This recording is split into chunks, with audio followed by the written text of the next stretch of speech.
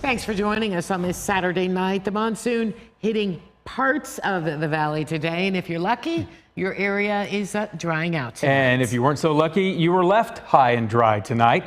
At least the rain did make a bit of a dent in all the heat we've had lately. Fox 10's Marissa Sarbeck is live with more. Marissa.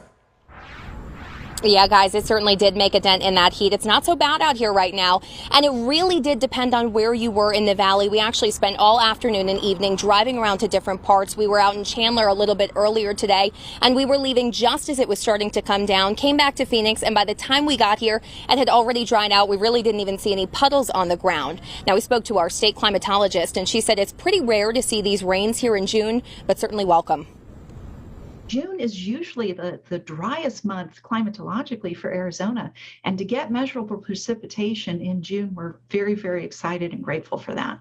Arizona saw essentially zero recorded rain in April and May, except for Flagstaff. Our state climatologist says we're ready. We actually live in an arid and a semi-arid type of climate, and we get about half of our precipitation in the summer monsoon season.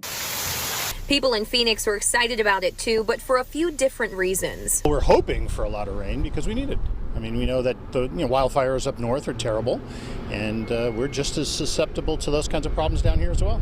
I think it's awesome. After 114 degrees yesterday morning at 9 o'clock, I'm ready for a little cooler weather.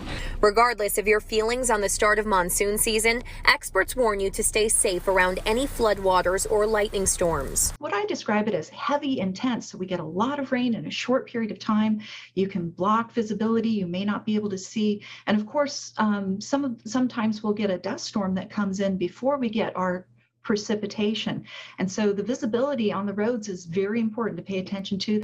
All across the state, rainfall was marked at different levels today, but one thing is certain. Any little bit helps. We've been in a very long-term drought. We're still in a long-term drought. We are certainly noticing the difference and the drop in temperatures, but we're also noticing a little bit of an increase here in humidity. Now I'm going to toss it over to meteorologist Stephanie Olmos. She has been checking on this and tracking these meteorology storms all evening. Hey, Steph. Yeah, that's right. We've been dealing with these monsoon storms all this afternoon, this evening, even earlier this morning throughout parts of the state. As we check out some rainfall totals of what some areas saw, Queen Valley, you guys picked up just over an inch of rain. How about that?